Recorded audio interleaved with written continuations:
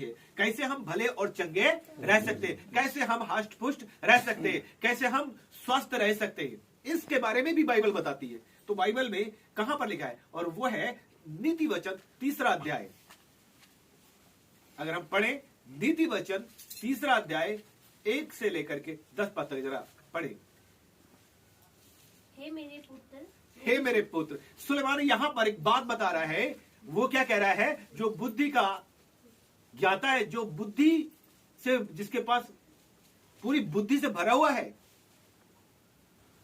Hallelujah, जिसने बुद्धि को प्राप्त किया हुआ है। आपने सुलेमान के बारे में बहुत पढ़ा होगा, राजा सुलेमान के बारे में। हमारे कई बार सिलेबस में भी आया है कि बुद्धि, उसके बारे में बताया जाता था कि सीबा की रानी भी उसकी बुद्धि की चर्चा सुनने के लिए आई थी। तो वो किंग सुलेमान, वो सुलेमान क्या कह रहा है, हे मेरे पुत्र, वो ये बोल रहा है, हे मेरे पुत्र, मेरी शिक्षा को ना भूलना, मेरी शिक्षा को ना भूलना, हाँ अपने हृदय में मेरी हाँ आज्ञाओं को रखे रहना, हाँ क्योंकि ऐसा करने से तेरी आयु हाँ। बढ़ेगी और तू अधिक कुशल से रहेगा। आमीन। कुछ बात यहाँ पे बताई गई। पहला बात क्या कह रहा है, वो बोल रहा है, हे मेरे पुत्र क्या कर, मेरी शिक्षा को ना भूलना, मेरी शिक्षा को, परमेश्वर की वचन जो हम यहाँ पे आपको शिक्षा दे रहे हैं, जो वचन आपको हम सिखा रहे हैं, उनको भूलना नहीं है, परंतु अपने हृदय में मेरी आज्ञाओं को रखे रहना। ठीक है, वो कह रहा है अब अपने हृदय में मेरी आज्ञाओं को रखे रहना। हालेलुया। दाऊद कहता है, मैंने तेरे वचन को अपने हृदय में रख छोड़ा कि तेरे विरुद्ध पाप ना करूं। और यह सुलेमान, उसके पुत्र सुलेमान बोल रहा है, क्या बोल रहा है, हे मेरे पुत्र, हाँ। मेरी शिक्षा को ना भूलना, हाँ। अपने हृदय में मेरी आज्ञा को रखे रहना। पहला काम करना है कि शिक्षा को नहीं भूलना है और आज्ञाओं को अपने हृदय में रखे रहना है। हाँ, क्योंकि ऐसा करने से तेरी आयु बढ़ेगी। जब तू ऐसा करेगा, उसकी शिक्षा को नहीं भूलेगा, उसकी आज्ञाओं को मानेगा, हालेलुया, तो क्या काम होगा, तेरी आयु बढ़ेगी। इससे एक जो काम है वो ये है कि तेरी आयु बढ़ेगी। आप चाहते हैं लंबी आयु जीना, आप चाहते हैं आयु, आपकी आयु बढ़े, तो आप एक काम करो।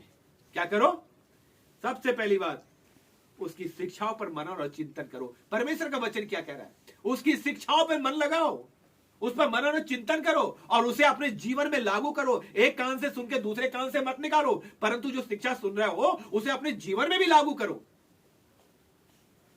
क्या होता है कि हम अपने जीवन में लागू नहीं करते, उसकी आज्ञाओं को नहीं मानते। अपने हृदय में मेरी आज्ञा को रखे रहना, हालेलुया। जब उसकी आज्ञाओं को आप हृदय में रखे रहोगे तब क्या होगा। दूसरा पद क्या कह रहा है, क्योंकि ऐसा करने से अगर तू ऐसा करे, ऐसा क्यों कि ये इसलिए कर, क्योंकि ऐसा करने से क्या होगा, तेरी आयु बढ़ेगी, तेरी आयु बढ़ेगी, हालेलुया, और तू अधिक कुशल से रहेगा। आमीन। दूसरी बात कि तू अधिक कुशल से, कुशल का मतलब खुश, आनंदित, प्रसन्न, तेरे को समस्या नहीं रहेगी। आप नहीं चाहते कि आपके जीवन में समस्या हो, क्या आप चाहते हैं कि आपके जीवन में समस्या हो, क्या आप चाहते हैं आपकी आयु बढ़े। आपको क्या करना है, अधिक कुशल से रहना है, तो उसकी शिक्षाओं पर क्या करना है, उसकी शिक्षाओं को नहीं भूलना है और उसकी आयु को, उसकी आज्ञाओं का क्या करना है, क्या करना है, हृदय में रखना। आमीन। और तीसरा पद पढ़े, कृपा और सच्चाई हाँ, तुझसे अलग ना होने, तीसरा काम कर कि कृपा और सच्चाई तुझसे अलग ना होने, तुझसे अलग नहीं होनी चाहिए। ये तेरे जीवन का एक महत्वपूर्ण हिस्सा होना चाहिए कि दूसरों के प्रति कृपालु बने रहे और सच्चाई तेरे अंदर में रहे। हालेलुया। क्यों, वरन उनको अपने गले का हार बनाना। वो कह रहे हैं, गले के एग्जाम्पल दे रहा है, उदाहरण दे रहा है कि कृपा और सच्चाई इस प्रकार रहे जैसे एक हार गले में रहता है, उस तरह, अर्थात हमेशा कृपा और सच्चाई तेरे साथ होनी चाहिए कि जब तू दूसरों से बातचीत करता, दूसरों के साथ व्यवहार करता है, तो कृपा तेरे साथ बनी रहे और तू सच्चाई के साथ चलता रहे। आमीन। और अपनी हृदय रूपी पट्टियों पर लिखना। हालेलुया। और क्या करना, हृदय रूपी पट्टियों पर लिखना। हाँ, तो तू परमेश्वर और मनुष्य दोनों का अनुग्रह पाएगा। और जब तू ऐसा करेगा तो तू इस पर परमेश्वर भी अनुग्रह करेगा और लोग भी तेरे साथ भलाई से, सच्चाई से अच्छाई से, आनंद के साथ, मिलन के साथ, प्रेम के साथ रहेंगे। हालेलुया। दोनों का अनुग्रह तुझ पर रहेगा। आमीन। आमीन। हाँ, और आगे। तू अति बुद्धिमान होगा और तू अपनी समझ का सहारा न लेना, हाँ, वरन संपूर्ण मन से यहोवा पर भरोसा रखना।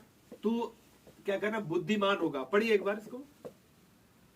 तो तू परमेश्वर और मनुष्य दोनों का अनुग्रह पाएगा। हाँ, तू अति बुद्धिमान होगा। क्या करे? जब तू ऐसा करेगा तू अति बुद्धिमान होगा। और तू अपनी समझ का सहारा न लेना। आमीन। परमेश्वर का वचन कह रहा है तू अपनी समझ का सहारा। कई बार ऐसा होता है कि हम अपनी समझ के साथ परमेश्वर की बात में नहीं ध्यान देते, परमेश्वर के से अगुवाई नहीं मांगते, परंतु जो दिमाग में आ रहा है, जो कुछ आ रहा है, वो उसके हिसाब से चलने। वचन कह रहा है, सुलेमान इस बात को बता रहा है कि तू अपनी समझ का सहारा मत लेना, वरन संपूर्ण मन से हाँ, यहोवा पर भरोसा रखना। संपूर्ण मन से। हालेलुया। जो कुछ भी करे, जो कुछ काम करे, प्रार्थना या कुछ भी चीज भी करे, जैसे अभी हम देख रहे हैं हमारे एक बहन है, वो अपना खेती बाड़ी कर रहे हैं या पॉली हाउस लगा रहे हैं, कुछ भी कर रहे हैं, परमेश्वर पर भरोसा करके संपूर्ण मन से क्या करना? यहोवा पर भरोसा रखना। ऊंचे स्वर से बोला करें जरा। संपूर्ण मन से क्या करना है? संपूर्ण मन का मतलब है पूरे हृदय के साथ परमेश्वर पर भरोसा करना है। और उसी को स्मरण करके हाँ, सब काम करना। उसको स्मरण करके अपने सारे काम। आमीन। जो काम तू करे उसको स्मरण करके करना, उसको याद कर। स्मरण करने का मतलब है उसका नाम लेके, उससे प्रार्थना करके, उससे अगुवाई मांग करके, उसकी ऐसे प्रार्थना, उसकी अगुवाई करके, आप अगुवाई मांग करके जब आप काम को करोगे तो परमेश्वर जरूर आशीष देगा। हाँ, तब वो तेरे लिए हाँ, सीधा मार्ग क्या करेगा? जब तू उसकी अगुवाई मांगेगा, उससे प्रार्थना करके अपना काम करेगा, तो वो तेरे लिए सीधा मार्ग। हालेलुया। शायद कुछ ऐसे काम हो जो आप अपने तरीके से नहीं कर पा रहे, आप लोगों से कह रहे मदद करने के लिए कि इस काम को करने मदद कर दे, लोगों से भी आप हार चुके, है ना? फिर आप अपने समझ का सहारा ले रहे हैं। नहीं, परमेश्वर का उसको स्मरण करके सब काम करना, उस पर भरोसा करना। हालेलुया। संपूर्ण हृदय से भरोसा करना, और तब वो तेरे लिए सीधा मार्ग। हालेलुया। अब हम इस परिवार में देख रहे कहां घूम करके आए, क्या कुछ नहीं करा, लेकिन एक साधारण सी बात है, उद्धार का काम बहुत सरल है। हालेलुया। संपूर्ण मन से उस पर भरोसा करना है, फिर पापों से पश्चाताप करना है और उसको पुकारना है, वो सुनता है। आमीन।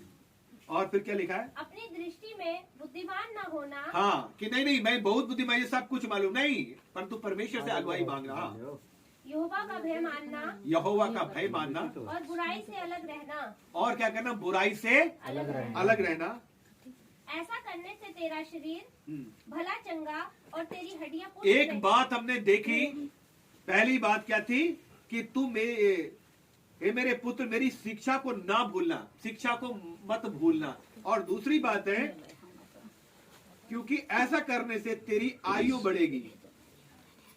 मेरी अपने हृदय में मेरी आज्ञाओं को रखना, शिक्षा को ना भूलना, आज्ञाओं को हृदय में रखना, और इससे करने से तेरी आयु बढ़ेगी। और दूसरी बात हमने देखा, इन सब करने के द्वारा जो हम नीचे हम पढ़ते आ रहे हैं, क्या करना है, क्या होगा? ऐसा करने से, वचन कह रहा है अगली बात, ऐसा करने से तेरा शरीर भला चंगा और हम देख रहे हैं कि तेरी आयु भी बढ़ेगी।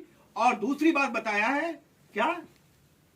तेरा शरीर भला चंगा, तेरा शरीर भला और चंगा, और तेरी हड्डियां पुष्ट रहेंगी। तेरा शरीर भला और चंगा रहेगा, तेरी हड्डियां हष्ट पुष्ट रहेंगी। तो बाइबल आयुर्वेदा है कि नहीं है?